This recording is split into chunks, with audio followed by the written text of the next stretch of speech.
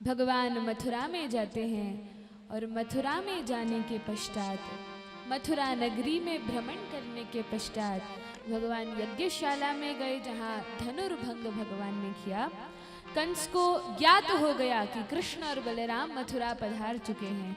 तब रंग महल में दोनों भाइयों को बुलाने का समाचार कंस ने भेजा। अब रंग महल में कंस ने द्वार पर ही कोवलिया पीड़ हाथी को खड़ा किया था, जिसको रात भर मदिरा पिलाई गई थी और जो भी उसके सामने आता अपनी सूंड से पटक पटक कर वह हाथी किसी भी व्यक्ति को मार देता।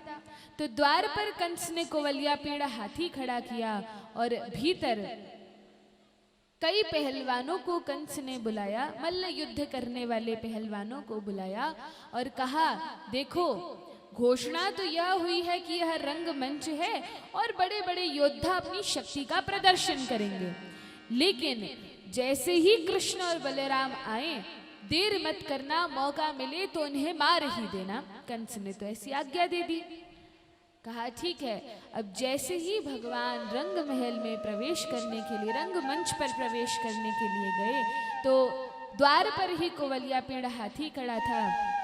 हाथी भगवान के ऊपर आक्रमण करता है, लेकिन भगवान ने उस हाथी के दांत पकड़े और ऐसा घुमाया, हाथी तो दूर चला जाता है और उस हाथी के दोनों जो दांत हैं, एक दांत भगवान कृष्ण अपने कंधे पर रखते हैं और एक हाथी का दंत बलराम जी अपने कंधे पर रखकर रंगमंच में प्रवेश करते हैं। अब जैसे ही सभा में प्रवेश किया, कंस तो देखकर ही घबरा गया।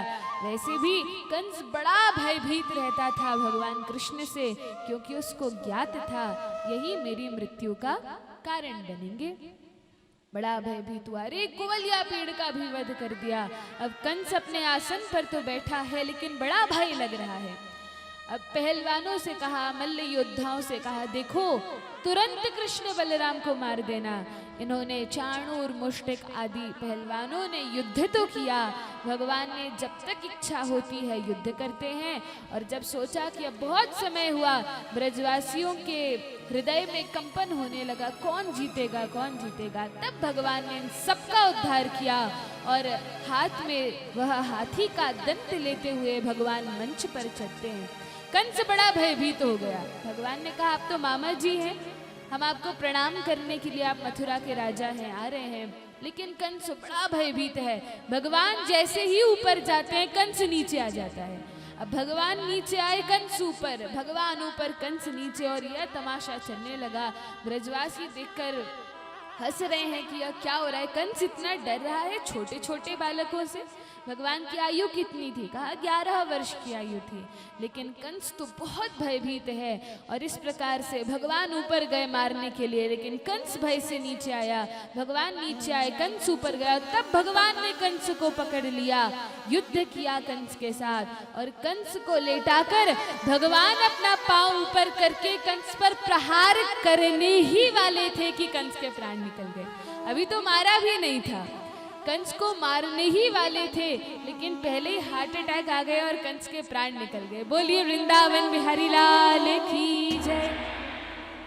भगवान को देखते हुए, भगवान के दर्शन करते हुए कंस ने अपने प्राणों का त्याग किया। भगवान के धाम में जाकर कंस को वास मिलता है, उसकी मुक्ति हो जाती है, उद्धार होता है।